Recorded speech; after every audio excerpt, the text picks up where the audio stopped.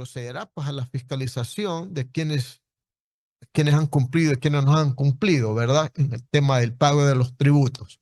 Para ese tema hemos invitado pues al abogado Alfonso Ríos para que nos comente un poco este cierre de año y esta especie como de fiscalización que realiza el Servicio de Rentas Internas. ¿Cómo le va? Buenos días. Buenos días. Sí, Empezamos con el tema ahí. listo, muchísimas Abogado, gracias. exprésese en este sentido del comentario que hemos hecho nosotros, ¿no? Sí, yo considero que para poder hablar acerca de qué es lo que la administración tributaria está fiscalizando al final del año, es importante tener en cuenta que implica una fiscalización por parte de la Ya. administración. ¿El SRI fiscaliza? Sí, claro, el SRI tiene una potestad, un poder que implica revisar si es que los contribuyentes han tributado lo que corresponde o no. Entonces, ¿cómo se hace operativamente esa Ya. revisión? Cada contribuyente en el Ecuador tiene la obligación, especialmente las compañías, ¿no? Tienen la obligación de presentar su declaración del impuesto a la renta y en esa declaración se liquida el impuesto. Eso es en el mes de Eso es en el mes de abril, abril. de todos los años Ya. según el último dígito del RUC. Para las instituciones y las personas particulares, Para marzo, marzo. así es, Ya. con la misma regla, la misma lógica. Ya. Entonces la idea esencialmente es que los contribuyentes, personas naturales o las compañías, en su declaración dicen, bueno, yo soy el sujeto pasivo, este es el impuesto que se generó en el ejercicio económico, se revisan los casilleros, se hace una liquidación del ejercicio y finalmente se paga el impuesto que corresponde. ¿Cuál es el deber de la administración tributaria? Revisar esas declaraciones, fiscalizar si es que esas declaraciones han sido correctas o no. Y para hacerlo, pues la administración tiene diferentes tipos de procedimientos. Tiene procedimientos simplificados y tiene auditorías tributarias. Entonces, los procedimientos simplificados son sencillos. Ellos toman la declaración, ven información de su base de datos y ven si es que existen diferencias entre lo declarado y lo que está en su base de datos. Pero en cambio, en las auditorías tributarias, que son esos procesos de fiscalización que nos imaginamos como tal, que la administración viene a la empresa, hace diligencias, requiere información a la compañía, requiere información a los proveedores, requiere información a los clientes, un proceso bastante pesado, se va revisando mucho más. ¿Por qué? Como ejemplo, el impuesto a la renta se entiende que se tiene que pagar respecto de la utilidad del ejercicio económico, de lo que generó la compañía. Y de acuerdo con nuestro régimen tributario, la declaración del impuesto a la renta tiene que ser un reflejo de los estados financieros. ¿Por qué? Porque se entiende que en los estados financieros se refleja la situación económica real de la compañía. Alfonso, Sí. eso es en cuanto a las empresas y en cuanto a las personas. En cuanto a las personas naturales, es un poco más sencillo. En cuanto a las personas naturales, la administración tributaria tiende a hacer cruces de información. También hay personas pues, que en función de sus ingresos esencialmente declaran como Claro, empresa. ahí hay un tope, ¿no? Que Hay ya un lo ha tope. anunciado el SRI, ¿no? Sí. ¿Sobre qué tope hay que declarar el impuesto a la renta, ¿no? Buenos días, sí. $100,000 posterior a eso, ya estamos declarando como esencialmente como si fuese una empresa. Y lo que hace la administración tributaria, si es que es superior a eso, es como se lo estaba explicando respecto a una empresa. Si es inferior a eso, la administración revisa otras cosas. La administración más bien envía fedatarios para ver si es que se está realizando una facturación correcta. La administración tributaria hace cruces de información para ver si es que se ha tributado lo que se ha facturado, que eso es súper sencillo para la administración, pero no entran a revisar rubros más complejos. Las empresas sí son más interesantes en ese sentido porque la administración revisa primero que la contabilidad sea lo mismo que está en la declaración, por si no se puede estar omitiendo ingresos o se puede estar inflando gastos. Revisa que la contabilidad haya sido registrada conforme a las normas de información financiera, porque puede ser de que la compañía lleve una contabilidad, pero esa no esté acorde a la información financiera. Puede ser de que la compañía esté haciendo uso de beneficios tributarios en exceso de lo que corresponde a la ley o que no cumple con los requisitos que establece la ley. Puede ser que la compañía esté usando créditos tributarios respecto de los cuales no tiene el suficiente respaldo. Entonces, cuando hay cualquiera de esos tipos de diferencias, estamos frente a una glosa. ¿Qué quiere decir eso? Que Glosa. una Yo glosa. pensé que las glosas las levantaban solamente la Contraloría. La Contraloría también hace glosa. Claro, Glosa, pues. el concepto de glosa esencialmente es asignar lo que corresponde. Entonces, ¿qué es lo que hace la Contraloría también y lo que hace la administración? Ve si es que hay una diferencia entre lo que es y lo que debió ser. Y entonces esa diferencia se le asigna el rubro que corresponde en el concepto que corresponde. Eso significa glosar. Entonces eso es lo que hace la administración respecto de cada uno de los casilleros. Va revisando ingresos por exportaciones, ventas locales, y va contrastando la información y asignando lo que responde. Igualmente gastos. Va revisando si, por ejemplo, los gastos son reales, que eso es algo muy importante, es una de las glosas más comunes el día de hoy. Va revisando si esos gastos están relacionados a generar ingresos, porque puede ser que hayan personas que utilicen gastos que no tienen ninguna relación con generar ingresos, pero están bajando la base imponible. Entonces esos gastos, aunque sean reales, no son deducibles. Puede ser que hayan gastos que la ley mismo establece que no son deducibles por consideraciones ya del legislador o porque se viola la normativa y no pueden ser considerados deducibles. Entonces la administración va revisando toda esta información. Eh, ¿Cuáles son, abogado, cuáles son las glosas que normalmente hace la administración? Si nos puede, no sé si sean las que acaba de nombrar para que la ciudadanía pueda escuchar.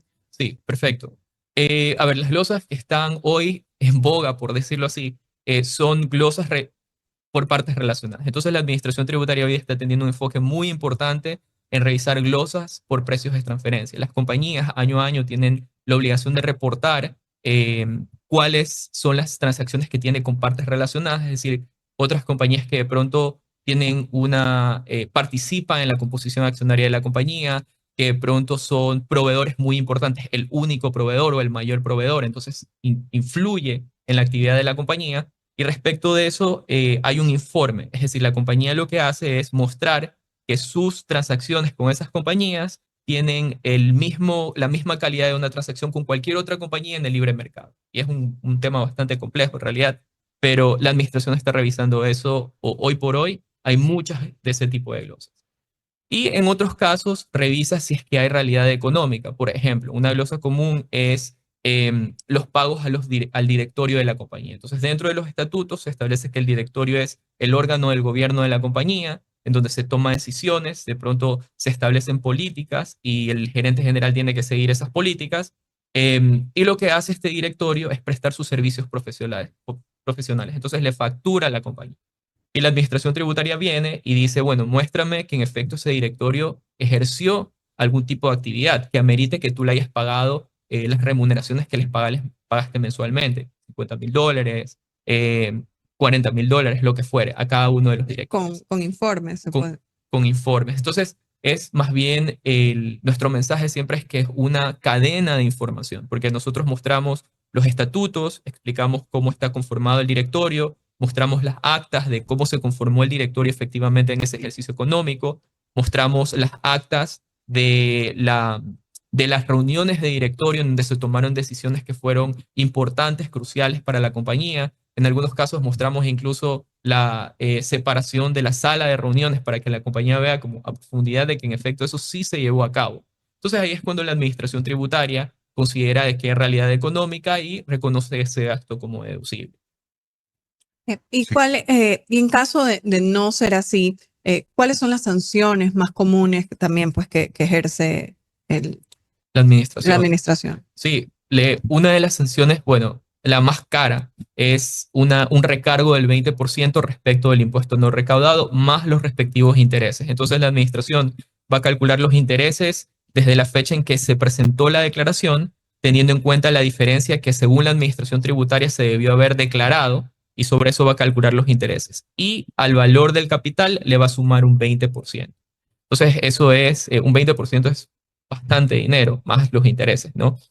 Ahora, el tema no se queda ahí porque las compañías de hecho pueden ahorrarse ese 20% del recargo, de esa multa de la administración tributaria, si es que dentro de la auditoría ellos reconocen ciertos rubros de la administración. Entonces cualquier compañía puede decir, ¿sabes qué? Ese gasto, yo estoy de acuerdo contigo de que no está relacionado a la actividad económica, debería ser no deducible, te lo reconozco, calcúlame el impuesto y te pago los intereses. Y ahí no se calcula el 20% de la multa. O después de que sale el acta de determinación, las compañías tienen hasta 7 días, de ahí sí no pueden hacer como que cherry picking y elegir qué acepta y qué no acepta, sino que tienen que pagar todo, y si pagan todo, se ahorran también el 20% del recargo y el 75% de los intereses, pero ahí sí tienen que aceptar toda la auditoría tributaria. Entonces, es un poco estratégico elegir respecto de la fiscalización, bueno, del acta borrador al acta de determinación, qué es lo que el contribuyente va a pagar y qué es lo que va a impugnar y a través de qué vía lo va a impugnar. Las 10 de la mañana con 27 minutos. Nos queda una pausa, ¿no? Vamos a hacer una pausa comercial y regresamos inmediatamente con nuestro invitado muy interesante, realmente abogado especialista en derecho tributario, que justamente a finales de año se realiza esta digamos, acción que le corresponden a las... Son empresas, ¿no? Sí. A finales del año, ¿no? Claro, las empresas cierran sus estados financieros cada año y con base en eso van a presentar su declaración en Hasta abril, marzo. Marzo para personas naturales, abril para... Abril para... Ok. Sí. Nos vamos a la pausa y regresamos enseguida con el abogado Alfonso Ríos en Punto de Vista por Atalaya. A propósito, vamos a decirlo en otro orden. Falta un día para Nochebuena. No, y 2 para Navidad. Exacto. Sí. Y para Año Nuevo, digamos, es el próximo 1, ¿no? O sea que faltan todavía 9 días. 9 días. Ya regresamos en un momento, amigos oyentes. Feliz Navidad. Feliz Navidad. Las 10 de la mañana con 35 minutos, 10 con 35 minutos. Ya mismo viene Contra el Olvido. Cuando terminemos Punto de Vista, estará Contra el Olvido, por supuesto, aquí en el sistema de emisoras Atalaya. Continuamos. Yo solo quería hacerle una breve pregunta, abogado, en lo que tiene que ver al impuesto anticipado a la renta. Es para que nos explique, hay el impuesto anticipado y hay una contribución también. Sí, a ver, hay en este momento el anticipo del impuesto a la renta es en realidad voluntario. Si las compañías consideran que lo quieren hacer, lo pueden hacer, no genera intereses a favor de la compañía. Pero lo que nosotros podemos tener la concepción de que es un pago anticipado del impuesto son las retenciones en la fuente de impuesto a la renta. Entonces, a los grandes contribuyentes hoy por hoy se les están haciendo las autorretenciones en el ejercicio económico y eso de ahí es ya en el ejercicio corriente, ellos van reportando eso, se van haciendo la autorretención, se dan la vuelta, se lo entregan a la administración tributaria y al final del año, en el momento en el que ya liquidan su impuesto, ven si es que las retenciones fueron a favor o en contra. Es decir, si es que tienen suficientes retenciones que cubren ya todo su impuesto y un saldo que pueden pedir a las administraciones tributarias, o si es que hay de pronto un remanente que ellos tienen que pagarle directamente a la administración a través de su formulario 101. Pero eso es lo que tenemos hoy. Pero esto de que a las grandes empresas, a las que tienen utilidades altas, se les pidió una contribución por el tema de la guerra. Ya, este es el otro punto. Claro, y que están haciendo en base al 2022. Ya, eso es muy interesante. ¿Por qué? Porque vamos viendo cómo funciona, ¿no? Entonces, la idea es que esta es una contribución que se calcula respecto de los ingresos, o mejor dicho, de la utilidad grabada del ejercicio económico 2022. Entonces, vamos regresando al 2022. En el 2022, básicamente, o mejor dicho, el impuesto a la renta se calcula en función de la utilidad grabada. Se aplica la tarifa 25% o la tarifa que corresponde en ese ejercicio a la utilidad grabada. Entonces, ¿qué es lo que hace esta contribución? Esta contribución dice, tú vas a pagarme un porcentaje adicional respecto de la utilidad grabada del 2022. Lo que hace es efectivamente aumentando la tarifa del 2022, solo que con el nombre de otra contribución. Y es interesante porque en algunos casos nosotros hemos tenido clientes que tienen contratos de inversión y dentro de los contratos de inversión hay una cláusula de estabilidad tributaria que dice mi tarifa es del 22% y no me la puedes aumentar.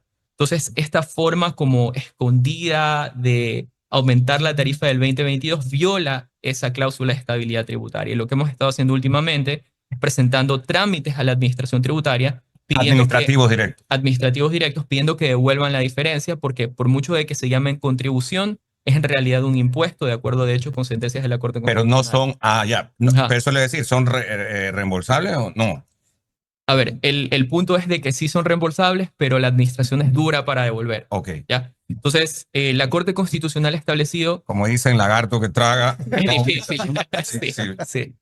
Entonces, por lo general, esto se define en sede judicial. ¿Sí? La Corte Constitucional ya ha señalado que estas contribuciones tienen el nombre de contribución, pueden llamarse contribuciones, pero en realidad son impuestos. Porque hay una diferencia entre las contribuciones y los impuestos. Las contribuciones hay una contraprestación directa por parte del Estado. Por ejemplo, yo hago una contribución porque van a arreglar la acera o la fachada en la parte de afuera de la calle de la casa. Entonces, a mí me toca contribuir porque eso me va a traer plusvalía.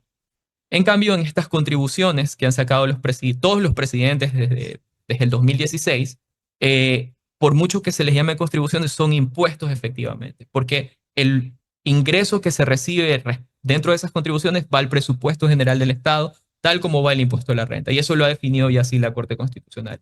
Así que por mucho que se llame contribución, es un impuesto y en sede judicial ya hemos tenido éxito donde los jueces dicen esto es en efecto un impuesto. Entonces puede ser de que la administración no vuelva, pero para eso hay juicios de impugnación en contra de las negativas de devolución que eventualmente nos permiten a nosotros acceder a la devolución de esos valores que se pagaron indebidamente al violar el marco normativo. Muy bien. Yo creo que esa parte, a ver si tenemos la oportunidad de ampliarla después del... He escuchado algunas empresas grandes que se quejan fuertemente, que dicen que este año en vez de pagar el 25% o lo que les tocara, ¿no? Están llegando al 50% de impuesto a la renta por esta justamente, que la verdad es que no tiene mucho sentido de que digan, vamos a tu ejercicio 2022 cuando estamos en 2024. Así es. Porque ese fue un buen año en comparación al 2023 y al 2024. Sí. Y en base a eso, a lo que usted le dice, el grabado, la utilidad grabada, sí. a la utilidad grabada, vamos sobre eso y tienes un porcentaje extra que es una contribución de guerra. Al final, claro, cuando ya has tenido tú siempre un presupuesto general que debes administrarlo, cada vez y cuando sales con una nueva contribución y vas y buscas más ingresos que lo que te correspondía según lo que está establecido en la ley. Claro, entonces Ajá. la seguridad jurídica ahí entra y en una situación bien complicada. Pero bueno, nos vamos a la pausa comercial. Muchísimas gracias, abogado Alfonso Andrés. Se llama Rivas. Alfonso Andrés Rivas. No, es que veo los dos nombres. Yo me llamo Andrés. Tocayo. Por eso, tocayo. Nos vamos a despedir. En Punto de Vista, a las 12, nuestro noticiero Noticias, Opinión y Deportes. A la 1 está el programa Televistazo, el noticiero Televistazo en Atalaya al mediodía. A usted no la vemos hasta el jueves. Venga el jueves o viernes. El jueves estoy. Ya, entonces, feliz Navidad Igualmente. para ti, Romina, para tu mamá, tu familia, para tu novio, para todos. Que tengan una feliz Navidad. Alcidito, sí, Dios mediante, nos vemos mañana. Mañana. Así es que ahí lo felicitamos. Igual para usted, abogado, y toda su familia. Así que espero que lo pasen muy bien. Igualmente. Ya tiene el pavo. No, me tengo que ir a comprar. Ya, como le dije al sí, es como buena ecuatoriana, ha dejado todo para última hora. Sí. Pero no se va a enojar porque va a encontrar cantidades de gente que también van haciendo lo mismo que usted. No, pues yo en mi mente voy a ir y va a estar vacío. Ahí va. Vacío que yo no voy a encontrar nada de comprar, puede ser, ¿no? Vacío en las perchas. Oiga, ahora...